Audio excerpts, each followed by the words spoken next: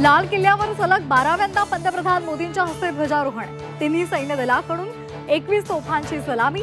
देशभरात 79व्या स्वातंत्र्य दिनाचा उत्साह। दिवाळीमध्ये भारतीयांसाठी मोठं गिफ्ट मिळणार। जास्तीचे कर आता कमी होणार। तरुणांसाठी लवकरच जीएसटी रिफॉर्म्स। लाल किल्ल्यावरून पंतप्रधान नरेंद्र मोदी यांची मोठी घोषणा।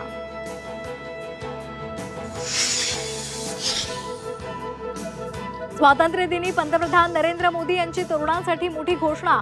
1 लाख कोटींची विकसित भारत रोजगार योजना आजपासून लागू। खासगी क्षेत्रामध्ये पहिली नोकरी मिळवणाऱ्यांना 15,000 रुपये देण्याचा निर्णय। मंत्रालयामध्ये मुख्यमंत्री देवेंद्र फडणवीसांच्या हस्ते ध्वजारोहण। ठाण्यामध्ये एकनाथ शिंदे यांच्या हस्ते तर बीडमध्ये अजित पवार यांच्या हस्ते ध्वजारोहण।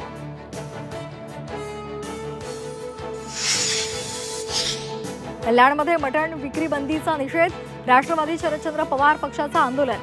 खटिक समाज आणि राष्ट्रवादी शरदचंद्र पवार पक्ष आक्रमक। पोलिसांकडून आंदोलकांची धरपकड।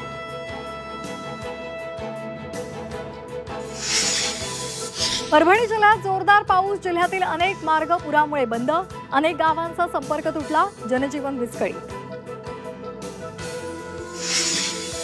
धाराशिव जिल्ह्यात पावसाची जोरदार हजेरी। अनेक ठिकाणी नदीला पूर। चांदणी नदीला आलेल्या पुराचं पाणी गावात शिरलं। नागरिकांचं मोठं नुकसान।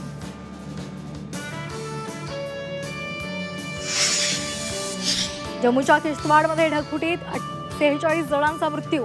आतापर्यंत 167 जणांना वाचवण्यात बचाव पथकाला यश। मृतांमध्ये सीआयएसएफच्या 2 जवानांचाही समावेश।